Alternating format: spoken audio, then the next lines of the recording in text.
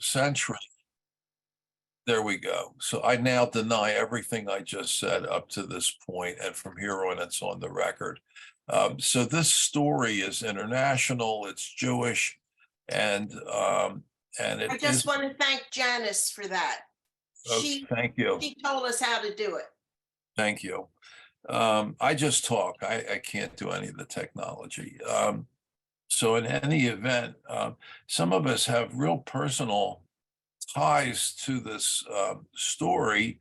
And then beyond that, there's the concern for the United States and world order, for the Jewish community. I think there's an abiding interest in Israel's extremely complicated relationship to the conflict that's going on. There's so many dimensions to this story, but the number one, of course, has to be the human tragedy. So early on, the Ukrainian-speaking people are inside of the Polish or Polish-Lithuanian Empire, and there is a massive Jewish population there.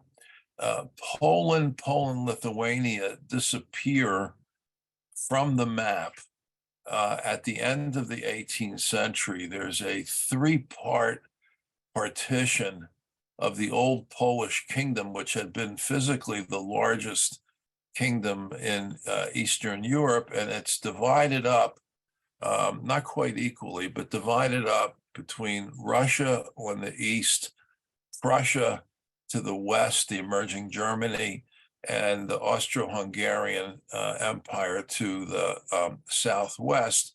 And the majority of the Jewish population goes into Russia, and the majority of Ukrainian-speaking lands go into Russia, beginning with Catherine the Great. And in many ways, that is the beginning of the contemporary story and the aggressive behavior that we see with Russia today. Russian rulers, Catherine and others, understand that if Russia is to be a player in the affairs of Europe and beyond, it needs a warm water port. The northern ports of Russia up on the North Sea, the Baltic, and the Arctic Circle, of course, are frozen during much of the year. Back in the late 80s, I was on one of those Russian refusenik programs, and I was in the old Leningrad in November, December in the late 80s, and that harbor was clogged with icebergs. I had really never seen ice that big before in my life, and it made it perfectly clear that, and confirmed one of the central principles of Russian foreign policy is that they need a 12-month warm water port. And by Russia gaining big chunks of what had been Poland, Lithuania, it now has access to the Black Sea. And so that becomes strategically very, very important for Russia. Plus, the southern end of Ukraine, as it approaches the Black Sea, is a low-lying fertile plain from the Dnieper River, and is a bed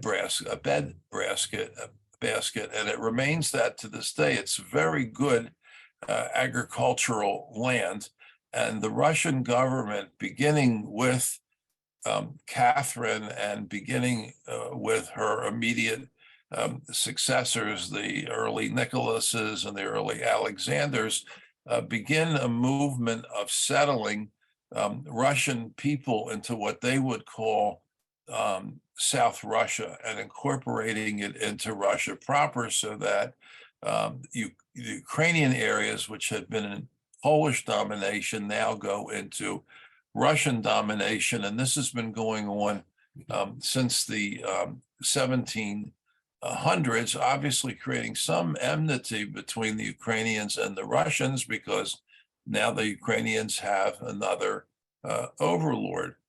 Included in this mass settlement of people into Ukraine, southern Russia, come a lot of Jews. When Poland was divided up, Poland had the largest Jewish population in Europe. And now the territory in which they're in includes Ukrainian lands to the east, and Jews begin moving into what is Tsarist Russia. Russia itself has a quarantine policy that Jews are not allowed.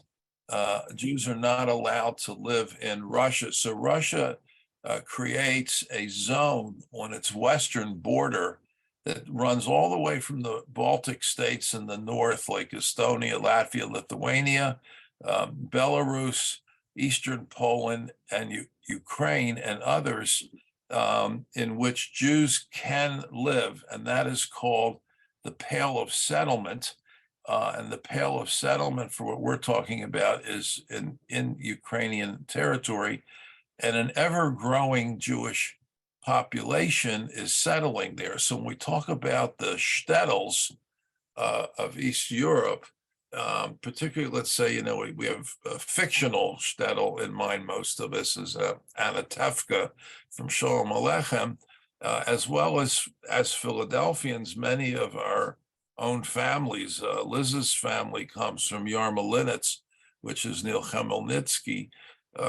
They're actually from Ukraine, and like the peasants in Fiddler on the Roof are Ukrainian. But again, it's hidden from plain sight in that there's no independent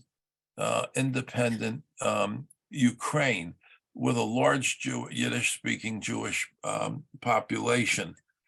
That situation changes for a very brief moment at the end of World War I. The Tsar retreats from World War I. His army mutinies for all intents and purposes, and Russia itself then plunges into revolution and civil war, and a number of independent states now begin to develop on the western edge of Russia, two of which are Belarus, which is very much in play today. That's where my Sussman family comes from, near Minsk, and Ukraine. And they actually have a moment of independence. You'll notice that Zelensky wears a trident sometimes as a symbol, in addition to the blue and yellow flag.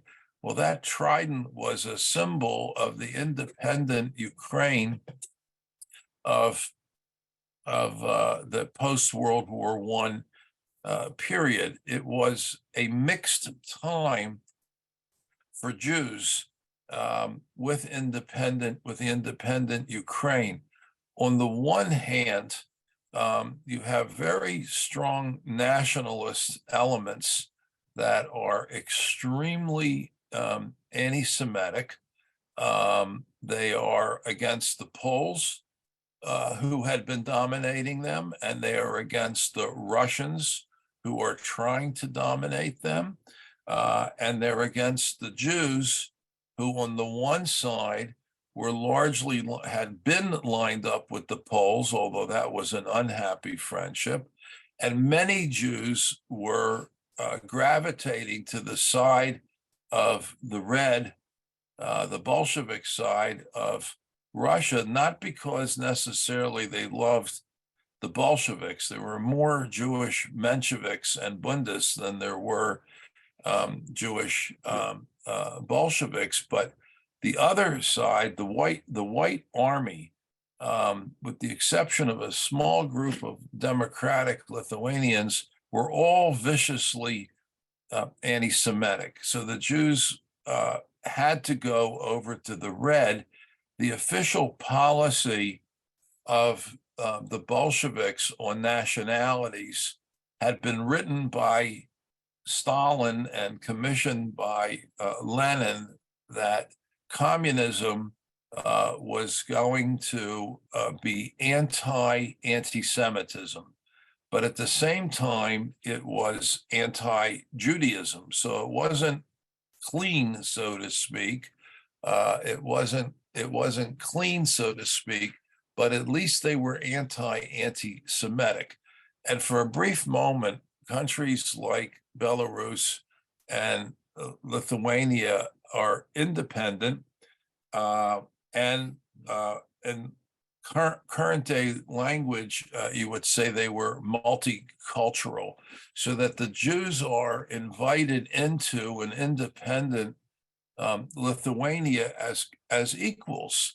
And in fact, if you see pictures of the railroad stations in places like Lviv and Kiev, and then in Belarus, Minsk, and places like that, the street signs were not only in the former Russian, but they included Yiddish, because the Jews were 10% or more of the population, and they were recognized as a national linguistic group. And it's this tiny little window of Jewish-Lithuanian cooperation in the democratic center, and a little less to the right, but certainly not to the left, but certainly not to the right, that is held up as the normative template for Ukrainian Jewish relations. That this is the normal Ukraine is independent, free of Poland, free of Russia, and that it has a respect for its own complex internal cultural diversity, and that Jews would be part of it.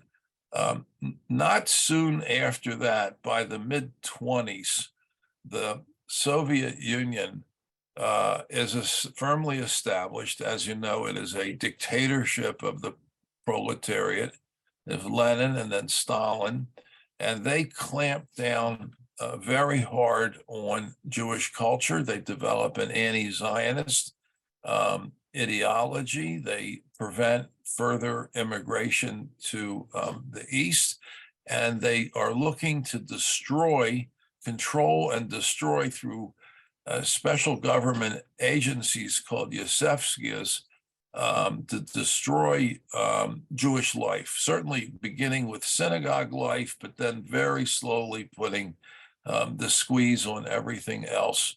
Jewish assimilation becomes impossible because under Soviet law, Jewish national identity is marked on the internal passport, so that there's both government and grassroots anti-Semitism, which, despite the government program to undermine Jewish life and assimilate Jews into proletariat culture, keeps Jewish culture going. So then from the mid-20s down to 1989, there is a Soviet Socialist Republic of Ukraine, which is completely under the thumb of the Russians. The Soviet Russians, since the time of Catherine the Great, see Ukraine as an inherent part of Russian territory, that it falls under hegemony, and that the Ukrainians are a subservient people, and the Jews are, quote, an other, almost deviant minority group. And that takes us right down to 1991. I just want to backtrack for a moment and just make mention quickly of what happened in Ukraine during the Holocaust. Again, it is a very messy picture. The phase of the Holocaust that occurs in the Ukraine sometimes today is called the Holocaust by bullets. And what it represents is mostly the events of 1941. When the Germans moved into Poland, they used a quarantine policy that created ghettos, but then they launched Operation Barbarossa, the largest military operation in history, and included in that is the instant destruction of Jewish communities in the wake of the Wehrmacht, so that as the Germans move into Ukrainian territory, they gather the Jewish community and shoot them on the spot. The most infamous was the Babi Yar massacre in September of 41, but that is not unique. It is the largest, but it's hardly unique. You can read about the fate of village after village after village. And part of the reality of that is very often, sometimes totally, local collaborators, including in Ukraine, precede or join the Einsatzgruppen in slaughtering the Jewish populations. And early on in this conflict, one of the more right-wing nationalist groups, the Azov militia in the Ukrainian army, was held up as an example of why Jews shouldn't trust the Ukrainians, because they really did slaughter the Jews. Their motivation, it doesn't excuse anything, is that they were liberating Ukraine from all forms of domination. And the Jews were seen as first allies to the Poles, and then as allies to the Russians, because the Ukrainian nationalists, the so-called white side in the revolution, were viciously anti-Semitic. So they were viewed as the enemies of the Ukrainian people, with that exception of the group that is in control in 1919, which is the precedent for today's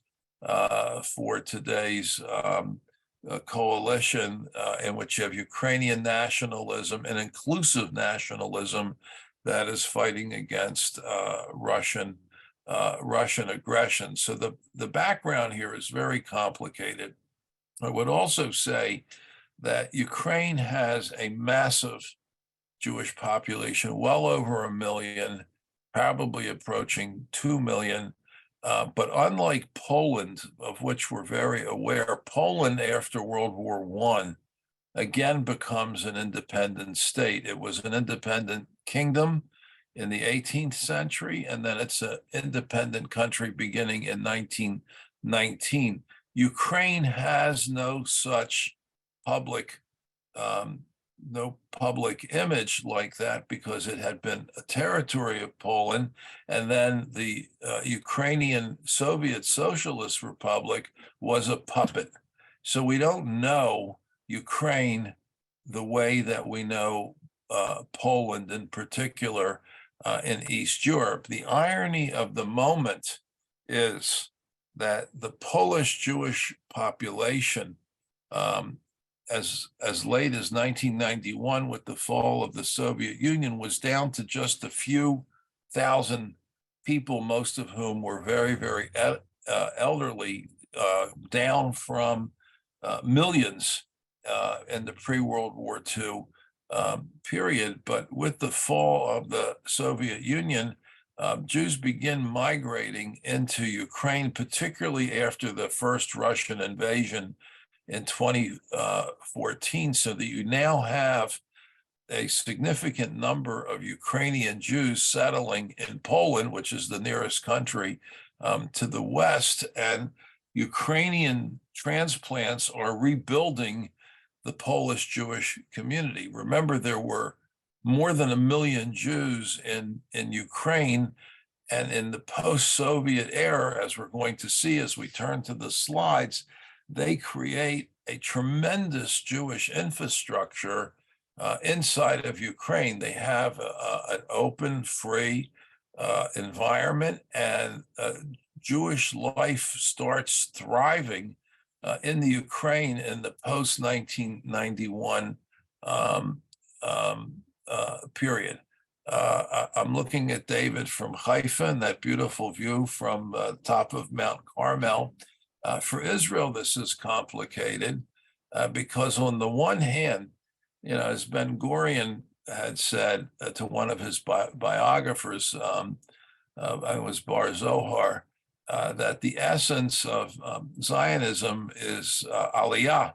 the ingathering of the exiles, so that Ukraine was a major source of Jewish immigration to the state of Israel. But at the same time, particularly because of the situation in the skies over Syria, Israel has to deal with Russia so that its Air Force can work, as has been happening the last few weeks, against these Iranian sponsored terrorist bases all across the country. So they've been walking a kind of tightrope between Zionist ideals of Aliyah and military cooperation with the Russians. So again, nothing is in black and white. Things are very, very complicated. We turn now to the fall. Well, let me just ask, because that normally takes 5 1.5 hour talks to get through what we just did, and we're now going to go to the 6th talk. But before I go on, I just want to take the temperature of our group here. Any questions on what I just did a 50-yard dash through to give us some background to the present? Anybody have? Are we all good? Well, it's early. Keep sipping your coffee. It'll be okay. So Joan, if you could post now slides, we're going to look at the most recent period, about the last 30 years or so. David, thanks for the compliment. And this is part of a series that I had developed for Gratz. It's really 6 parts that I call Hidden in Plain Sight: Ukrainian Jewish History and Culture. Yiddish had been an official language, and then you have my resume and Joan's resume, and we can just keep going in the interest of time, because I want to leave time for discussion. Go ahead. You know about me. And Joan does the artwork and much of the research. So I want to thank her for doing this. We work remotely these days.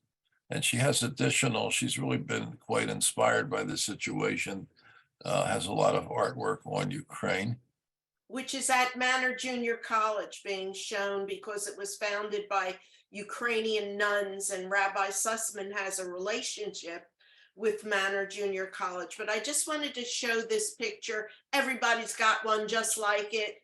These are my own folks in Ukraine, in Belotserkov. And please don't record any of this. We have violated every known copyright law, but it's for internal educational purposes, so we're okay. Just don't copy it. So this story really starts at the end of the 1980s and early 1990s, as the Soviet Union begins to break up. Ukrainian nationalism begins to flare inside of Ukraine, and it has to be understood, because of its geography, that Western Ukraine, particularly west of the Dnieper River, which is like the Mississippi of Ukraine, is Ukrainian speaking. And as you move further east toward the Russian border, it becomes linguistically, ethnically, culturally more mixed. And there are more and more Russians, and this is in large part due to the internal migration policies that had been directed from Moscow I'm to looking bring. at some slides, and I saw Joan, Hello? but I'm getting my shoes on. Okay, make sure everybody's muted. It's Ruth Goldman, Joan, if you can. I'm not quite sure what's the background, but so I Ukraine, muted her. And what happens is I get muted. So, sorry. Ukraine is split. The Dnieper River is the central axis of the country, and to the west, that is very heavily Ukrainian, and to the east, it is increasingly Russian in language and orientation. And ironically, Zelensky, who was a Jew, who therefore would normally be oriented toward the Russians, that would be the historical reality from the Tsarist period, the communist period, and was primarily Russian speaking, but as part of Ukraine, ends up being the national leader of the Ukrainian nationalist side to the west of the Dnieper River.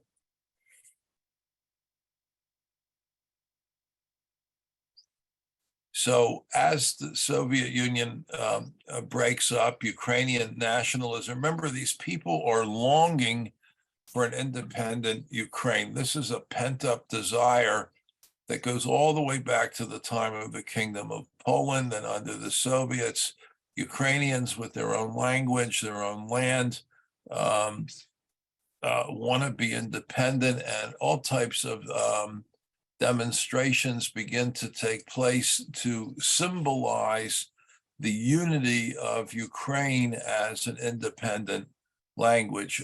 David has asked a question about Ukrainian versus Russian. To simplify it, and I'm sure Ukrainians would be unhappy with me, Ukrainian is kind of a Slavic dialect in the family of Russians. And the simple illustrations would be, in Russian, you would say Vladimir. In Ukrainian, you say Vladimir. In Russian, you say Kiev. In Ukrainian, you say Kiev. In German, you say Lemberg, because remember, it was under German control. In Russian, Lvov. In Ukrainian, Lviv. There is profoundly inside of Ukraine today an effort to de-Russify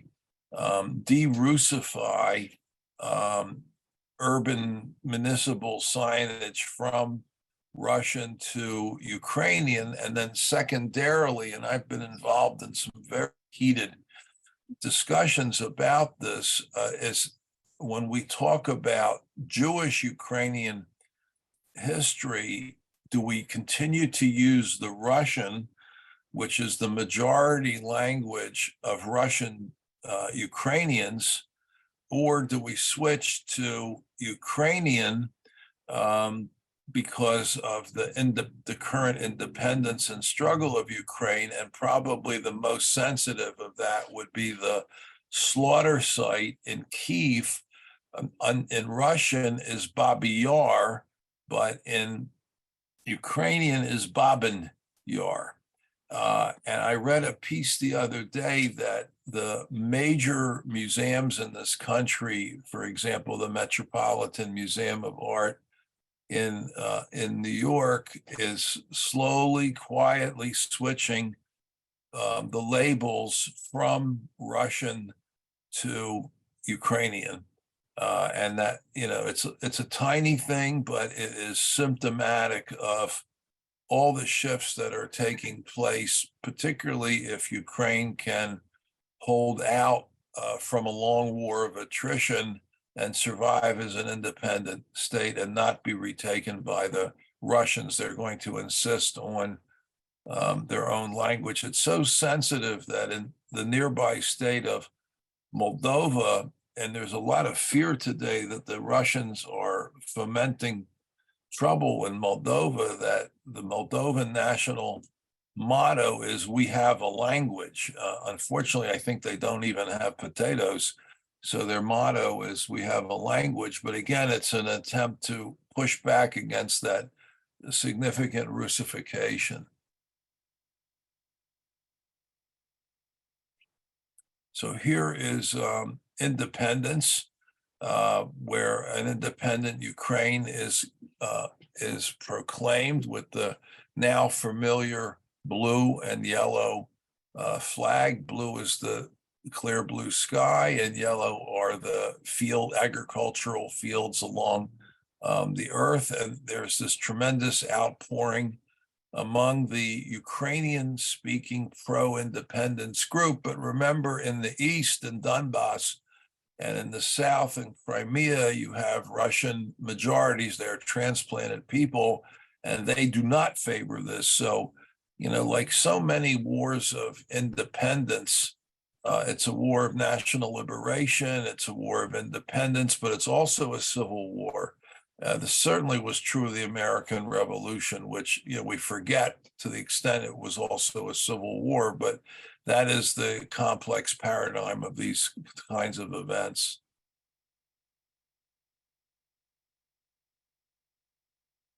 So the Soviet, if you can recall those heady days at the end of the 20th century, the Soviet Union collapses.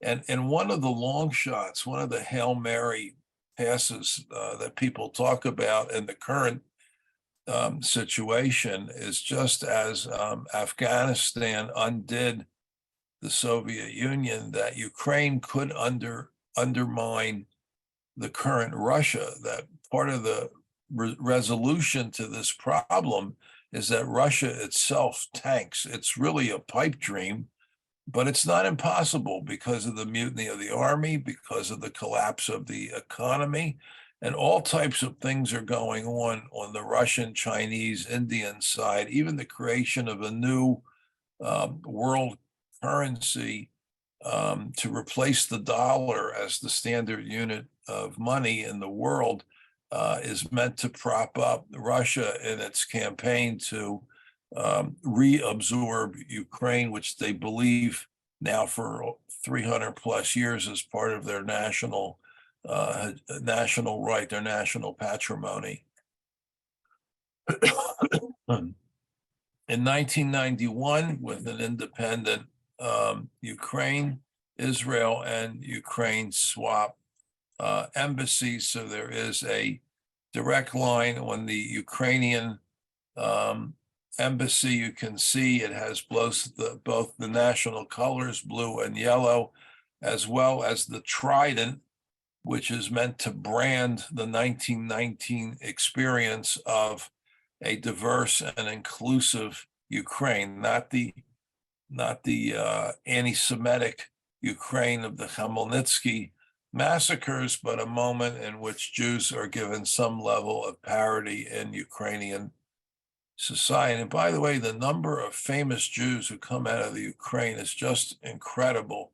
Besides Golda Meir and Shalom Aleichem, you can even take somebody like Natan Sharansky, who's viewed, as the most famous of the Russian refuseniks. He's actually Ukrainian, and I have a whole program just on famous Ukrainian Jews. The list is incredible, but we don't think of them as Ukrainian. We think of them as Russian because they were Russian speaking, but also because there's no national history or no explicit national history of the Ukraine.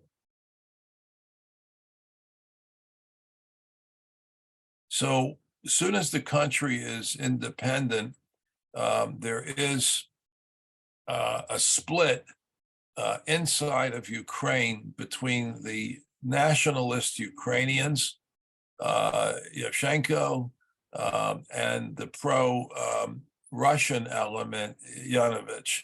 And this has played out until the Russian invasion of 2014, and it kind of put an end to it. And as you know, the United States also was deeply mixed into this. Ukraine is so important from a geostrategic point of view. It's a breadbasket. Major pipelines flow through here.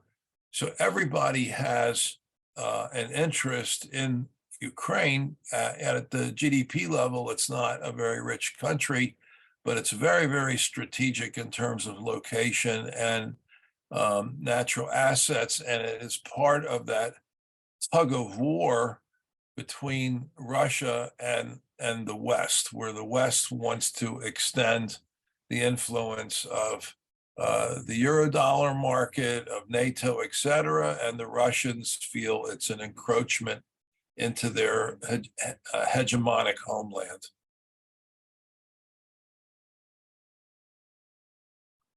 So here we have a pro-Ukrainian demonstration as late as 2024. Much of this is internal because of the tensions between the pro-Russian and the pro-nationalist Ukrainians. This was a massive demonstration in November of 2024. Prelude to the war, the same way as if you read in the history of the American Civil War, it doesn't just break out in April of '61. There's a lot of stuff, bleeding Kansas and things like that, to take place before there's full-scale warfare. It's very difficult to get statistics on Jewish life in Ukraine. Remember, it had been crushed by the Soviets, and then the minute the Soviets are gone, Jewish life begins to reflower. There had been a refusnik immigration movement, but some of the older 19th century infrastructure is still there. And Ukraine, like Poland, was the site of a massive, massive Jewish population. Jews did not come back to Poland after World War II. There was an attempt for Jews to go back, but squatters did not allow them into their homes. The level of anti-Semitism was very, very high. An even higher percentage of Ukrainian Jews had survived the war because the government removed about 800,000 of them to the east toward the Ural Mountains, and then they began filtering back in.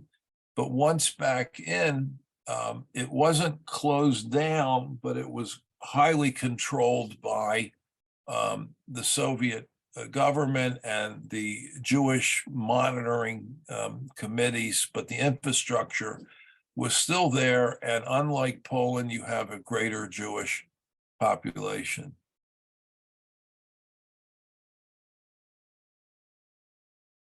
In 1999, the now re-emerging Jewish communities and institutions of the Ukraine come together with the help of the American Jewish Committee and others, and a national organization, let's call it parallel to something like the Federation Movement or the UJA, goes to work to start recreating Jewish life inside of Ukraine.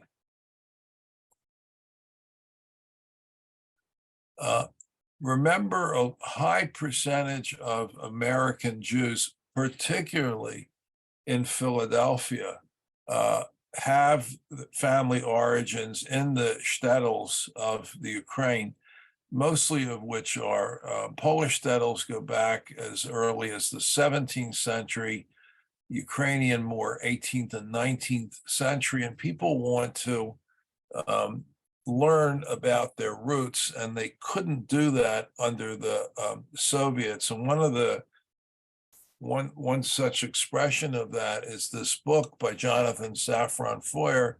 Everything is illuminated about his search for pre-Holocaust roots in Ukraine. It comes out as kind of an autobiographical novel, and then as a movie. And what you discover is that it's all but an archaeological expedition in order to find these places. There is a French priest by the name of Father Dubois, who was trying to document the slaughters by the Ansatz group during the Operation Barbarossa, but it's now largely suspended because of the war. I had met him. He's quite the character. And here's the movie in the now familiar field of sunflowers. I remember when I was in Central Europe with KI, we were driving through Hungary on our way to Austria, and we went through fields after fields of sunflowers. And my grandmother, who was from East Central Germany, always had a large painting of sunflowers in her living room, and I didn't understand it until that moment. with the emergence of a new Ukraine that is trying to be independent of Russia, NATO then tries to fortify its relationship with Ukraine, and this is an ongoing struggle. One of the principal Soviet claims here is they have to block NATO from pulling up to its western border, and the NATO countries are inching toward more and more support for Ukraine. I understand this last week that Turkey, which has a veto power in NATO, admitted Finland, but did not admit Sweden because Sweden harbors some anti-Turkish terrorist organizations. So it's complicated. So the Russians see this as a threat, and the pro-Ukrainian nationalists view this as the move to realign Ukraine away from the Russian sphere and into the European sphere. I mean, this is a tinderbox, just like the Balkans in the 1910s. We had talked about the creation of a national Jewish organization by 2010. It includes 288 secular organizations and 297 religious communities. It's 500 plus Jewish organizations inside of Ukraine. Lviv, Lemberg is on the westernmost territory of the current Ukraine. It's considered beyond the fight, although Russian rockets do hit Lviv as well. So it was closest to the Austro-Hungarian border. It was the major site of Jewish culture, which for understandable reasons, we view as being completely East European. But we should remember as Reformed Jews that most of these larger cities, like Lviv, like Krakow, even St. Petersburg, all had Reformed synagogues. Reform was not absent from this part of the world. They were, as you can see on this postcard picture, the Reformed synagogues used the German word temple to identify themselves. I was in the one in Krakow in particular, which by the crow flight is not very far, and they attracted the German-speaking middle class in these countries. Very often they were Reform. They used the term neologist, and were probably a little closer to what we would call conservative, but the lines in the 19th century between Reform and conservative are very blurry. In the city of Dnieper, in the middle of the country, in 2012, the Ukrainian Jewish community built the largest JCC in the world. It's in the shape of a 7-branch menorah. You can see the top one with the round structures on the top symbolizing the candles and the flames.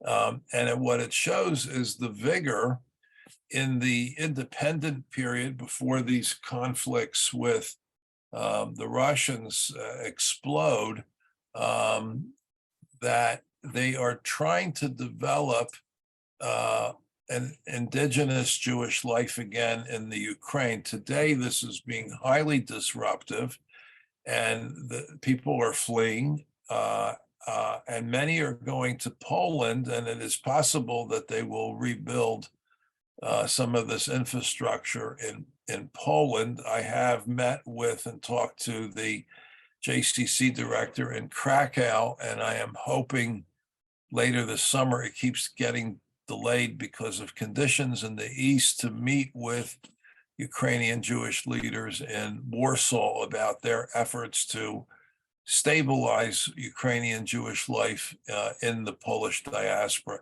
The Poles have been, considering the bad history there, remarkably supportive, and that's probably because they're worried about their own security lest the Russian army spill over into Polish territories, which of course is the trigger for World War. God forbid. Another series of demonstrations. Remember, Ukraine is a deeply divided country between Ukrainian and Russian nationalist elements.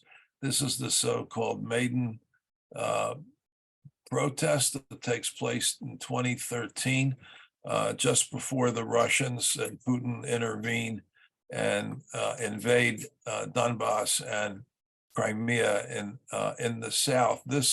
There is a continuing program inside of Ukraine to this day to de-Russify Ukraine. So things like statues of Lenin are brought down. Statues of the Russian poet are defaced, and the statues of native Ukrainian poets are being put up. The American Jewish community has been a little slow. I've been involved in some tense discussions about the need to Ukrainianize the way we look at the Jewish component of Ukrainian history and society. Further demonstrations. The war we're in has a runway. And during this period from 91 to 2014, Ukrainian nationalism does coalesce, and significantly, it looks at the 1919 period in which Ukraine is multinational as its model, that it's not a single ethno state, although they do have those nationalist elements, but it's viewed as a very broad coalition of Ukrainians who are anti-Russian, and the Jews will shift into the Ukrainian camp and makes them part of the coalition. The Donbass War begins in 2014.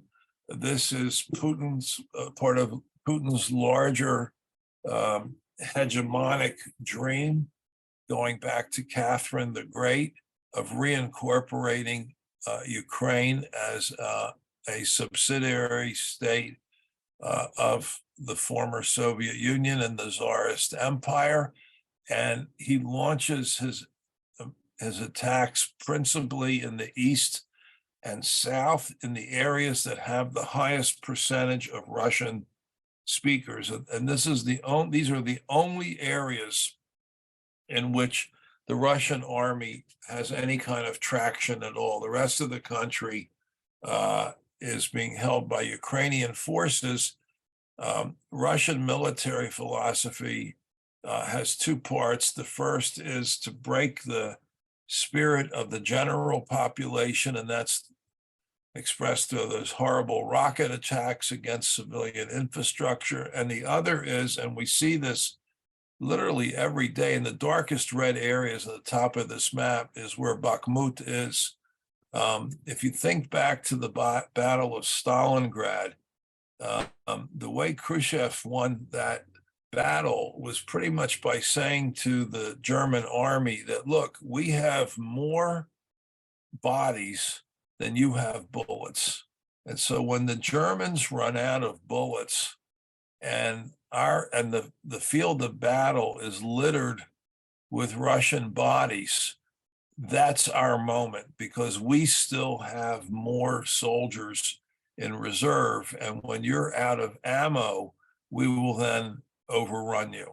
And the way I read it is, beside the narrow search for some symbolic victories, what the Russians really are after here is breaking the spirit of the Ukrainians and draining them on the battlefield. But right now, for the time being, the Ukrainian spirit is actually intensifying, and the Russian casualties are exceeding anything that Moscow could have predicted. So even the war of attrition, as expensive as it is in human life and material, might yet fail, but we don't know. The Russians are thinking World War II, and they're willing to take immense losses.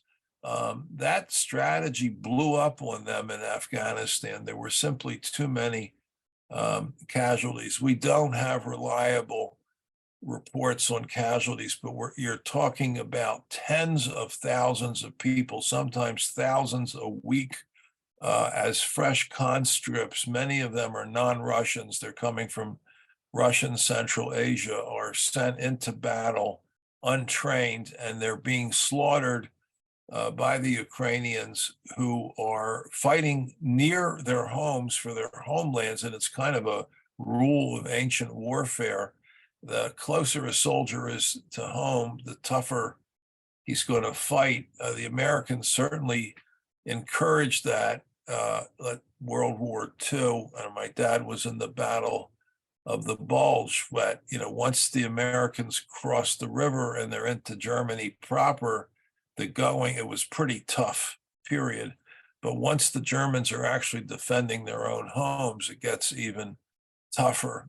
And both sides have that, because the Ukrainians are defending their homes and the pro-Russian Ukrainians are defending their homes. And hence you have this horrific World War I standoff. The fighting is mostly in the Donbass right now, in these eastern provinces, but ultimately the military analysis have heard is it goes back to the Ukraine, because that is the warm water port, which is the ultimate strategic goal of the Russians.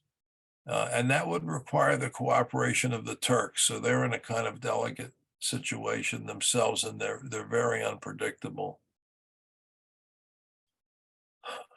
As a result of the fighting, you have a big jump in immigration to Israel, beginning just before and then during the 2014 invasion. This business of immigration is complicated. There's a high level of mixed marriage, and that gets all mixed up in Israeli law and policy.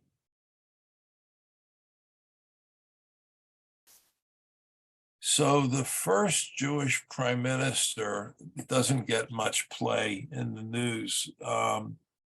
Is the first Jewish prime minister before Zelensky is Vladimir, notice the Ukrainian spirit, Grossman, who becomes the leader of the independent Ukraine after the 2014 invasion. He's more short-lived and does not impact the external world the way Vladimir Zelensky has, but he's actually the first of the Jewish political leaders. And there are others. It's quite remarkable for this tiny, shattered Jewish community, survivors of the Holocaust, how much they have integrated themselves into Ukraine and risen to the top of society. Under the Ukrainians, as opposed to the Soviets, which denied the Jewishness of Babin Yar, the Ukrainians do allow for full-fledged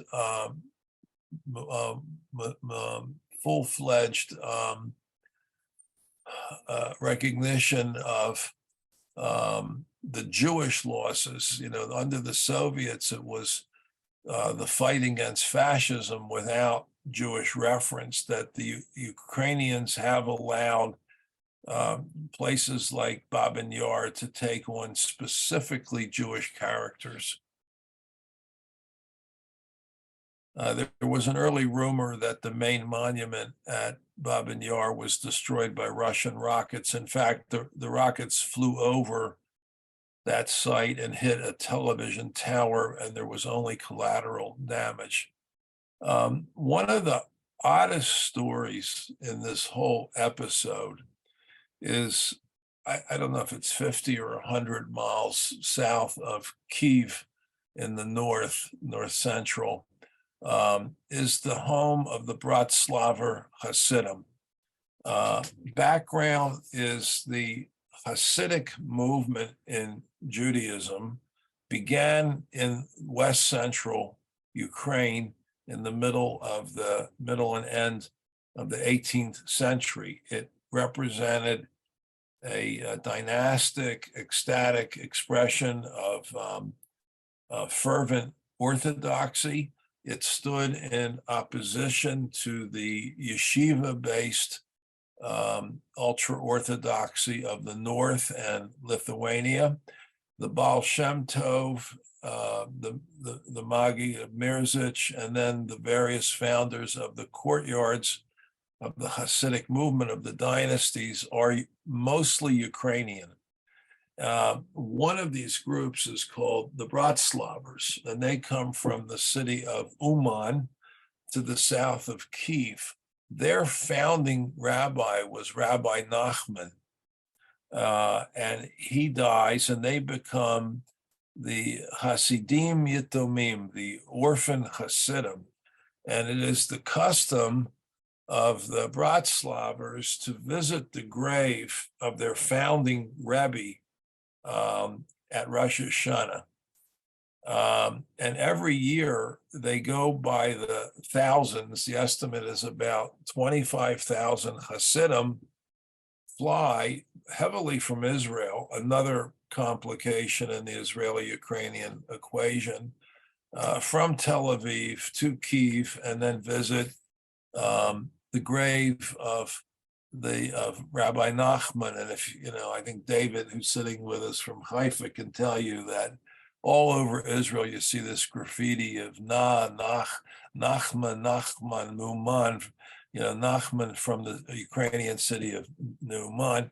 Enough of these Hasidim are going there every year, including this last Rosh Hashanah, that a permanent infrastructure of hotels and restaurants has begun to develop in Uman and has continued even during the war years, to the point where there are now little areas. I'm not sure they're really Shtetlach again, but they're little sectors in Uman and around Uman where you have Yiddish speaking Hasidic communities in Ukraine. This is unbelievable. Even kindergartens where you have young Hasidic Jews now, after the Holocaust, after the Soviet Union, growing up again. The numbers are small, but they're there, and you never know what this population has really taken off.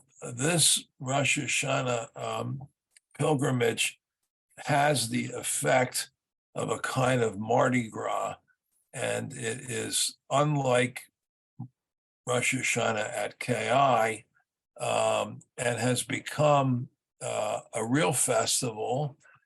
It is riotous in its manner, and not to be prudish about it, as we know, Israel has a problem, and the Jewish community has had a problem. This is another discussion unto itself, with prostitution, that there is a white slave trade inside of the Jewish community in Tel Aviv, etc. And that the white slave trade or prostitution has also become part of the problem in Uman. I just did a program in Lancaster, Pennsylvania, with a Pulitzer Prize winning author who has written a book on one of the great Jewish madams in New York City in the World War I period, and this is an ongoing problem in the Jewish community. Under Jewish law, a man can go to an unmarried Gentile prostitute and have relations with her, and it is not considered adultery. So it is under Jewish law. There are different laws in Judaism than in Christianity on this. So this is a wild counterpoint to everything. The Israeli government and the Ukrainian government begged these people not to go this year. The danger of rocket fire is simply too high, but they went by the thousands. They went by the thousands. The idea is that if you pray by the grave of a tzaddik, of a righteous man, your prayers are going to be answered. So that they go and they bring their bakashot, they bring their petitions. 2019, after lots of tumult and a television show in which this comedian dancer says in his classroom, I could be a better president than the stupid people we have, that Vladimir Zelensky is elected president of Ukraine. He has a Jewish sidekick with him. And he happens to have been, looking in the rearview mirror of history, the right man at the right time, and has emerged really as a global leader.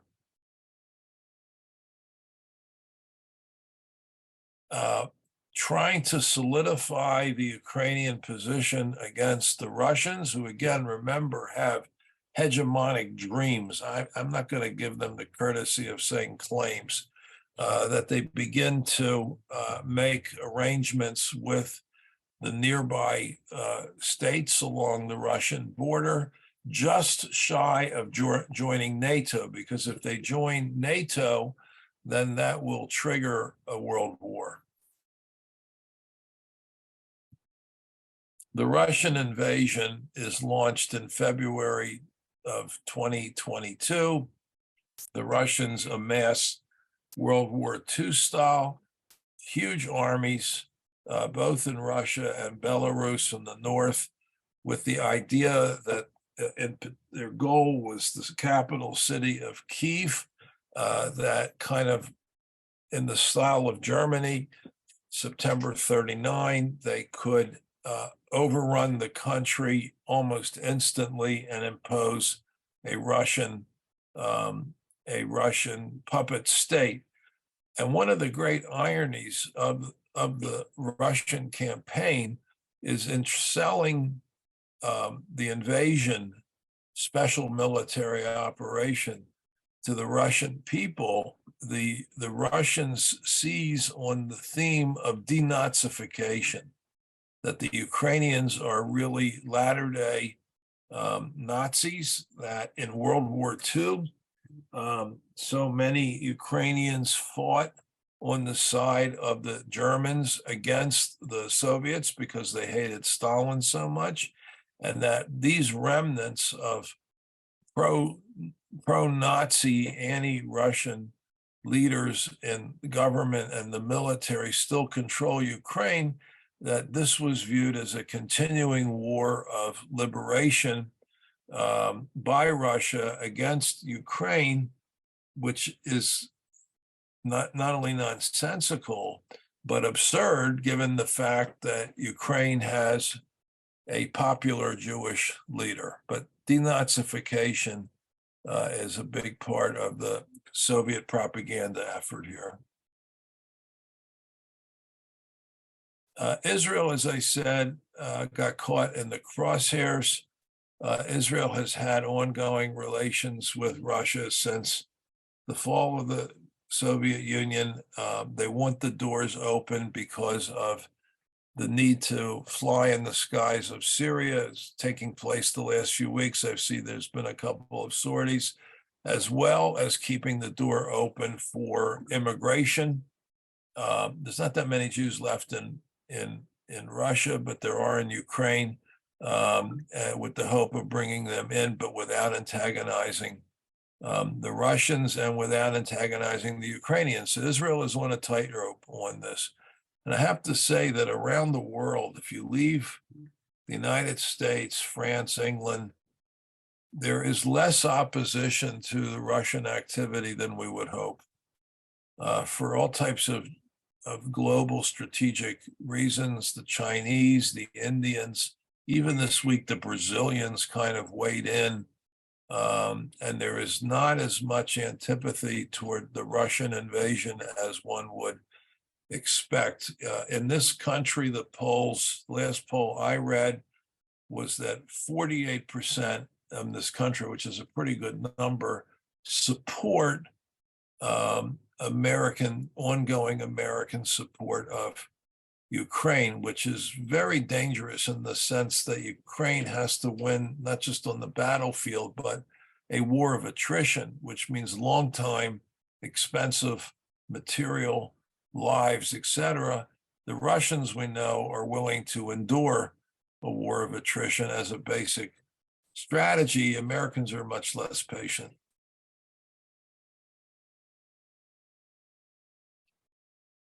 Remember that there are a significant number of Ukrainians who migrated to Israel, received military training in the IDF, and now that their original homeland is under invasion, have gone back and are fighting, as are other mercenaries. Look, Israel has a tradition of this, the lone soldier program, where people go back to fight, adventurers, mercenaries, and Ukraine has attracted support from within Israel. Not big numbers, but they are there. So the issue with immigration, of course, is the high level of mixed marriage and who can stay and who has to leave. There's been a lot of pressure throughout the West to bring Ukrainians in. Israel has its own criteria, so that becomes a very complicated business.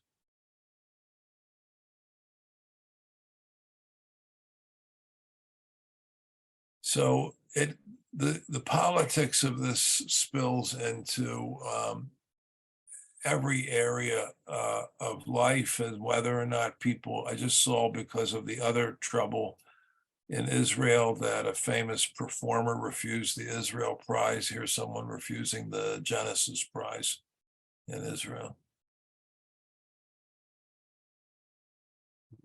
So as I said, since independence, Jewish life has been rebuilding itself in Ukraine.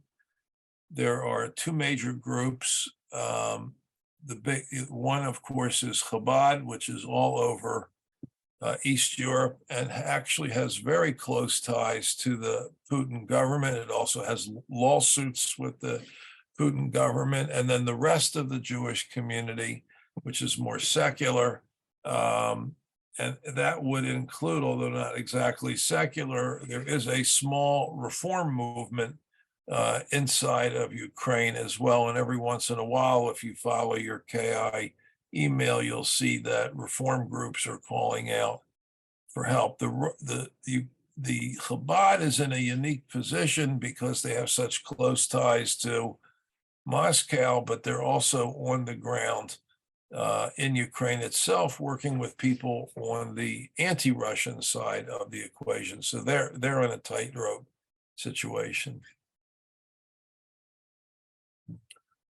All righty, and then finally, Joan, would you like to make? Well, it's just I see a lot of ironies.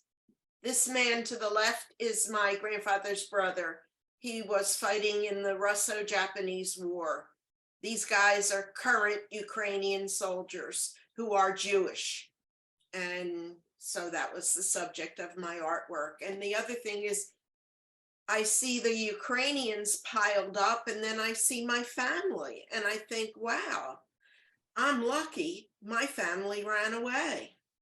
And that's the last one where I use that same theme of a photograph of my family in the Ukraine and the Ukrainian people fighting for their lives there, but for the grace of God. Thank you for sharing your art. Okay, let's take the slides down so we can see each other. And we're at the magic hour of noon.